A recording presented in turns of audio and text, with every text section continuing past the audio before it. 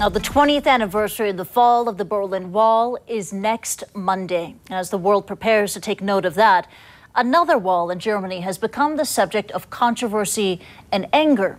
As Fred Pleiken tells us, it all stems from an artist memorial to the dozens who died trying to cross from east to west.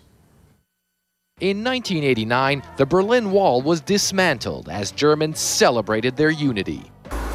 Border soldiers, so with a dog here, with a shepherd dog. Now, artist Helmut Preller has resurrected the Iron Curtain, setting up a mock Berlin Wall in the small town of Schönberg, which used to be on the eastern side of the border between the communist German Democratic Republic and West Germany. Preller says he wants to commemorate those who died fleeing communism, killed by the feared East German border guards. The problem is, many of those who live here used to be border guards. So there were certain people who just made this wall as an aggression against them. So not a memorial for the dead at the border. It has even turned violent. Preller has surveillance camera video of people ransacking his memorial in the night. And this one, he says, shows a man almost hitting Preller with his van and then verbally abusing him. Folks we spoke to in Schönberg said they don't want the West German artist lecturing them about their past. It's horrible, this man says. We all know how things used to be, and we weren't doing too bad in the old days. For decades, this is what the border between Eastern and Western Germany looked like. Ditches, sand pits, minefields, and fences. Today, all of that is history. However, still, many Eastern and Western Germans don't feel as though they're living in one nation.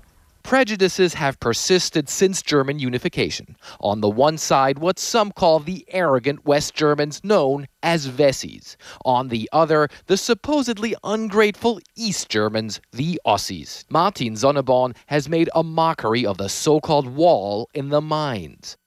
In his latest movie, he founds a would-be political party with the aim of rebuilding the wall, much to the dismay of onlookers. Many ask us whether we are really a unified country. We clearly say, no, we are not. We are still divided, the West German Sonneborn says with a wink. But Jana Hensel, who's East German and a book author, says it's true. East Germany just collapsed after unification, and we East Germans are still coming to terms with that collapse. That's why I do believe there are fundamentally different identities. Recent studies, however, show the East-West divide fading among the younger generation. And regardless of the differences, most Germans feel pride when looking back at the peaceful revolution they orchestrated 20 years ago. Fred Pleiken, CNN, Schönberg, Germany. Join us all week for Autumn of Change. We'll have special coverage each day on Connect the World. And Jim Clancy will mark the anniversary in Berlin with live reports and special editions of The Brief. And our CNN special will take you back to 1989 and that incredible night of change in Berlin.